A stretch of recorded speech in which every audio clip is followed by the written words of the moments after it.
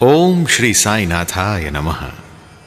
आइए नांदेड़ के रतन जी वाड़िया, संत मौला साहेब, दक्षिणा मीमांसा, गणपतराव बोडस, श्रीमती तरखड़ एवं दक्षिणा का मर्म अध्याय 14 में हम इन सभी विषयों पर कथा सुने।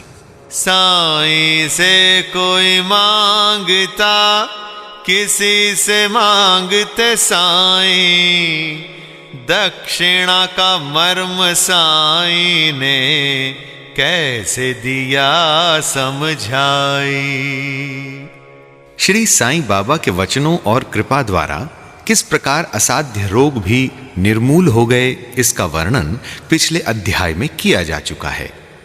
अब बाबा ने किस प्रकार रतन जी वाड़िया को अनुग्रहित किया तथा किस प्रकार उन्हें पुत्र रत्न की प्राप्ति हुई, इसका वर्णन इस अध्याय में होगा। इस संत की जीवनी सर्व प्रकार से प्राकृतिक और मधुर है। उनके अन्य कार्य भी जैसे भोजन, चलना फिरना तथा स्वाभाविक अमृतोपदेश बड़े ही मधुर हैं। वे आनंद के अवतार हैं। इस परमानंद का उन्होंने अपने भक्तों को भी रसास्वादन कराया और इसीलिए उन्हें उनकी चिर स्मृति बनी रही। भिन्न भिन्न प्रकार के कर्म और कर्तव्यों की अनेक कथाएं भक्तों को उनके द्वारा प्राप्त हुई, जिससे वे सत्व मार्ग का अवलंबन कर सके। बाबा की सदैव यही इच्छा थी कि लोग संसार में सुखी जीवन व्यतीत करें और वे सदैव जागरूक रहकर अपने जीवन का परम लक्ष्य आत्मानुभूति को अवश्य प्राप्त करें। पिछले जन्मों के शुभ कर्मों के फल स्वरूप ही यह देह प्राप्त हुई है और उसकी सार्थकता तभी है जब उसकी सहायता से हम इस जीवन में भक्ति और मोक्ष को प्राप्त कर सकें। हमें अपने अंत और जीवन के लक्ष्य के हेतु सदैव सावधान तथा तत्पर रहना चाहिए। यदि तुम नित्य श्री साईं की लीलाओं का श्रवण करोगे तो तुम्हें उनका सदैव दर्शन होता रहेगा। दिन रात उनका हृदय में स्मरण करते रहो। इस प्रकार आचरण करने से मन की चंचलता शीघ्र नष्ट हो जाएगी। यदि इसका निरंतर अभ्यास किया गया तो तुम्हें चैतन्य घन से अभिन्नता प्राप्त हो जाएगी। आइए नांदेड़ के रतन जी की कथा सुने। निजाम रियासत की नांदेड़ में रतन जी शाहपुर जी वाड़िया नामक एक प्रसिद्ध व्यापारी रहते थे। उन्होंने व्यापार में यथेष्ट धनराशि संग्रह कर ली थी। उनके पास अतुलनीय संपत्ति, खेत और चरोहर तथा कई प्रकार के पशु, घोड़े, गधे, खच्चर आदि और गाड़ियां भी थीं।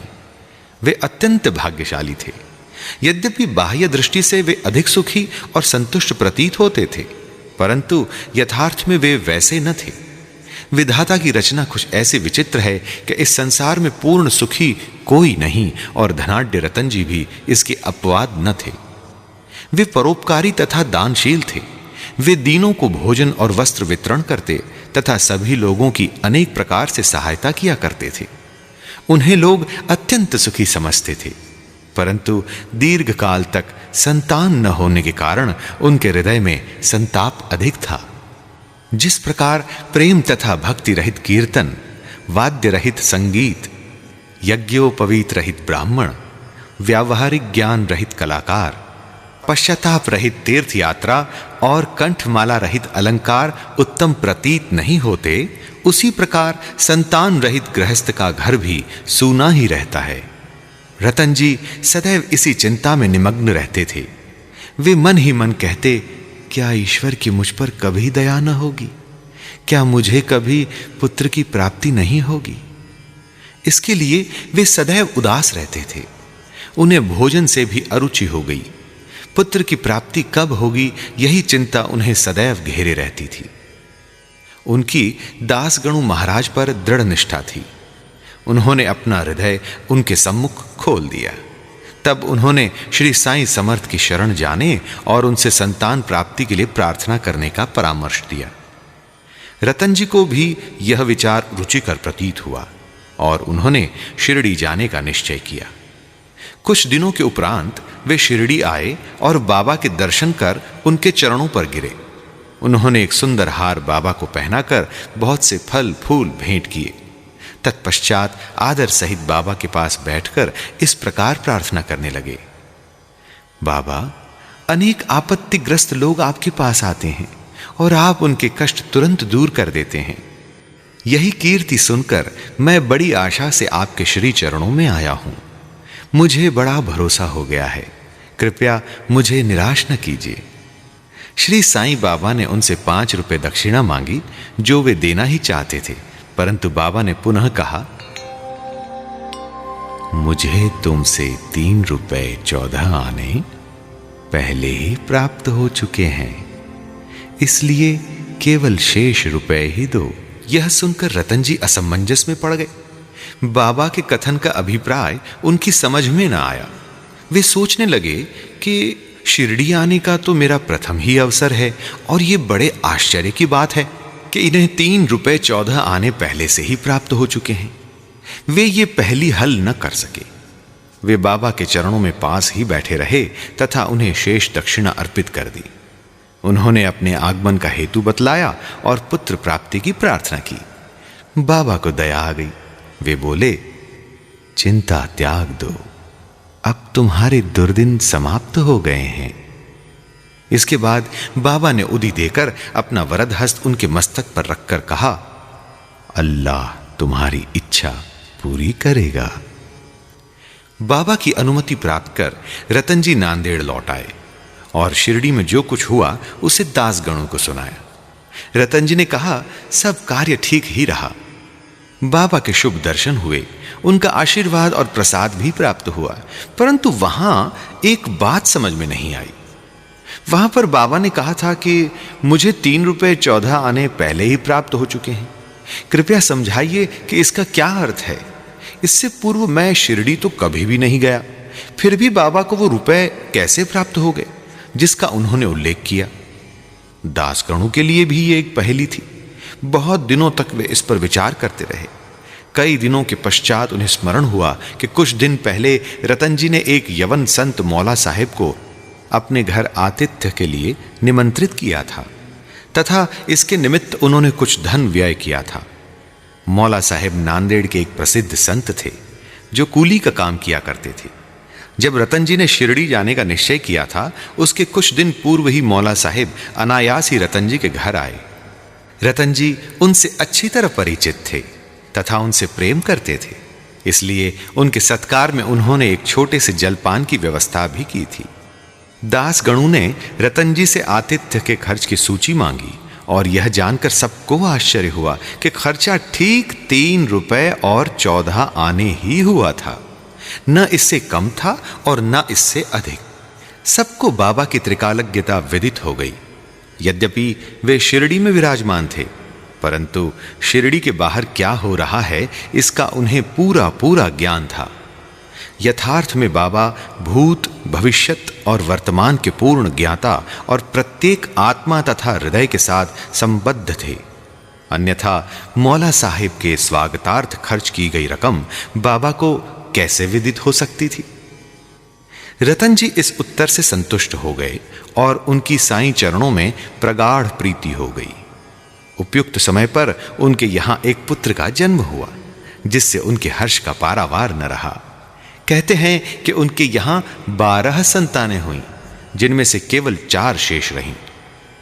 इस अध्याय के नीचे लिखा है कि बाबा ने राव बहादुर हरि विनायक साठे को उनकी पहली पत्नी के मृत्यु के पश्चात दूसरा ब्याह करने पर पुत्र रत्न की प्राप्ति बतलाई। राव बहादुर साठे ने द्वितीय विवाह किया। प्रथम 2 कन्याएं हुईं, जिससे वे बड़े निराश हुए, परंतु तृतीय बार पुत्र की प्राप्ति हुई।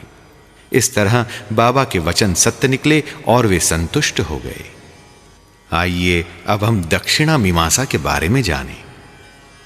दक्षिणा के संबंध में कुछ अन्य बातों का निरूपण कर हम यह अध्याय समाप्त करेंगे। यह तो विदित ही है कि जो लोग बाबा के दर्शन को आते थे, उनसे बाबा दक्षिणा लिया करते थे। यहां किसी को भी शंका उत्पन्न हो सकती है कि जब बाबा फकीर और पूर्ण विरक्त थे, तो क्या उनका इस प्रकार दक्षिणा ग्रहण करना और कांचन को महत्व देना उचित था? अब इस प्रश्न पर हम विस्तृत रूप से विचार करेंगे। बहुत काल तक बाबा भक्तों से कुछ भी स्वीकार नहीं करते थे। वे जली हुई दिया सलाइयां एकत्रित कर अपने जेब में भर लेते थे। चाहे भक्त हो या कोई और। वे कभी किसी से कुछ भी नहीं मांगते थे।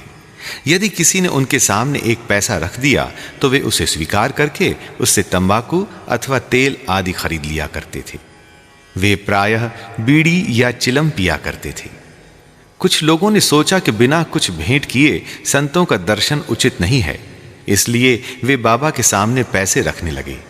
यदि 1 पैसा होता तो वे उसे जेब में रख लेते, और यदि 2 पैसे हुए तो तुरंत उसमें से 1 पैसा वापस कर देते थे। जब बाबा की कीर्ति दूर दूर तक फैली और लोगों के झुंड बाबा के दर्शनार्थ आने लगे, तब बाबा ने उनसे दक्षिणा लेना आरंभ कर दिया। श्रुति कहती है कि स्वर्ण मुद्रा के अभाव में भगवत पूजन भी अपूर्ण है। अतः जब ईश्वर पूजन में मुद्रा आवश्यक है तो फिर संत पूजन में क्यों न हो। इसीलिए शास्त्रों में कहा है कि ईश्वर, राजा, संत या गुरु के दर्शन अपनी सामर्थ्यानुसार बिना कुछ अर्पण किए कभी नहीं करना चाहिए। उन्हें क्या भेंट दी जाए, अधिकतर मुद्रा या धन, इस संबंध में उपनिषदों में वर्णित नियमों का अवलोकन करें। बृहदारण्यक उपनिषद में बताया गया है कि दक्ष प्रजापति ने देवता, मनुष्य और राक्षसों के सामने एक अक्षर द का उच्चारण किया। देवताओं ने इसका अर्थ लगाया कि उन्हें दम अर्थात आत्मनियंत्रण का अभ्यास करना चाहिए। मनुष्यों ने समझा कि उन्हें दान का अभ्यास करना चाहिए, तथा राक्षसों ने सोचा कि हमें दया का अभ्यास करना चाहिए। मनुष्यों को दान की सलाह दी गई है। तैत्तिरीय उपनिषद में दान व अन्य सत्व गुणों की अभ्यास में लाने की बात कही गई है। दान के संबंध में लिखा है, विश्वास पूर्वक दान करो, उसके बिना दान व्यर्थ है। उदार हृदय तथा विनम्र बनकर आदर और सहानुभूति पूर्वक दान करो। भक्तों को कांचन त्याग का पाठ पढ़ाने तथा उनकी आसक्ति दूर करने और चित्त शुद्ध कराने के लिए ही बाबा सबसे दक्षिणा लिया करते थे। परंतु उनकी एक विशेषता भी थी। बाबा कहा करते थे, जो कुछ भी मैं स्वीकार करता हूं, मुझे उसे 100 गुना से अधिक वापस करना पड़ता है, और इसके अनेक प्रमाण हैं। आइए एक घटना सुनते हैं जो इस बात को प्रमाणित करती है। श्री गणपतराव बोडस, प्रसिद्ध कलाकार, अपनी आत्मकथा में लिखते हैं कि बाबा के बार बार आग्रह करने पर उन्होंने अपने रुपयों की थैली उनके सामने उड़ेल दी। श्री बोडस लिखते हैं कि इसका परिणाम यह हुआ कि जीवन में फिर उन्हें धन का अभाव कभी न हुआ तथा प्रचुर मात्रा में लाभ ही होता रहा। इसका एक भिन्न अर्थ भी है। अनेकों बार बाबा ने किसी प्रकार की दक्षिणा स्वीकार भी नहीं की। इसके 2 उदाहरण हैं। बाबा ने प्रोफेसर सी के नारके से 15 रुपए दक्षिणा मांगी। वे प्रत्युत्तर में बोले कि मेरे पास तो 1 पाई नहीं है। तब बाबा ने कहा, मैं जानता हूं तुम्हारे पास कोई द्रव्य नहीं है, परंतु तुम योग वशिष्ठ का अध्ययन तो करते हो, उसमें से ही दक्षिणा दो। यहां दक्षिणा का अर्थ है पुस्तक से शिक्षा ग्रहण कर हृदयंगम करना, जो कि बाबा का निवास स्थान है। आइए एक दूसरी घटना सुनते हैं। एक महिला श्रीमती आर्य तरखड़ से 6 रुपए दक्षिणा मांगी। महिला बहुत दुखी हुई क्योंकि उनके पास देने को तो कुछ भी न था। उनके पति ने उन्हें समझाया कि बाबा का अर्थ तो षड रिपुओं से हैं, जिन्हें बाबा को समर्पित कर देना चाहिए। बाबा इस अर्थ से सहमत हो गए। ये ध्यान देने योग्य है कि बाबा के पास दक्षिणा के रूप में बहुत सा द्रव्य एकत्रित हो जाता था। सब द्रव्य वे उसी दिन व्यय कर देते और दूसरे दिन फिर सदैव की भांति निर्धन बन जाते थे। जब उन्होंने महासमाधि ली तो 10 वर्ष तक हजारों रुपया दक्षिणा मिलने पर भी उनके पास स्वल्प राशि ही शेष थी। संक्षेप में दक्षिणा लेने का मुख्य ध्येय तो भक्तों को केवल शुद्धिकरण का पाठ ही सिखाना था। आइए अब हम दक्षिणा का मर्म जानें। ठाणे के श्री बी देव, जो कि सेवानिवृत्त प्रांत मामलतदार और बाबा के परम भक्त थे, इस विषय पर एक लेख लिखा जो साईं लीला पत्रिका भाग 7 पृष्ठ 623 पर अन्य विषयों सहित प्रकाशित किया गया है। बाबा प्रत्येक से दक्षिणा नहीं लेते थे। यदि बाबा के बिना मांगे किसी ने दक्षिणा भेंट की तो वे कभी तो स्वीकार कर लेते और कभी अस्वीकार भी कर देते थे। वे केवल भक्तों से ही कुछ मांग करते थे। उन्होंने उन लोगों से कभी कुछ न मांगा जो सोचते थे कि बाबा के मांगने पर ही दक्षिणा देंगे। यदि किसी ने उनकी इच्छा के विरुद्ध दक्षिणा दे दी तो वे वहां से उसे उठाने को कह देते थे।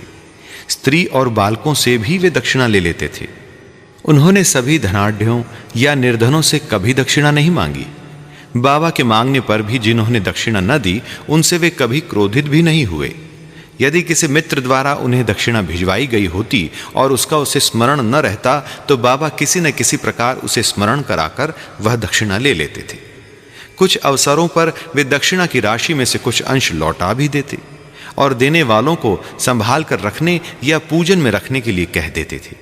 इससे दाता या भक्त को बहुत लाभ पहुंचता था। यदि किसी ने अपनी इच्छित राशि से अधिक भेंट की तो वह अधिक राशि लौटा देते थे। किसी किसी से तो वे उसकी इच्छित राशि से भी अधिक मांग कर बैठते थे, और यदि उसके पास नहीं होती तो दूसरे से उधार लेने या दूसरे से मांगने को भी कहते थे। किसी किसी से तो दिन में 3-4 बार दक्षिणा मांगा करते थे।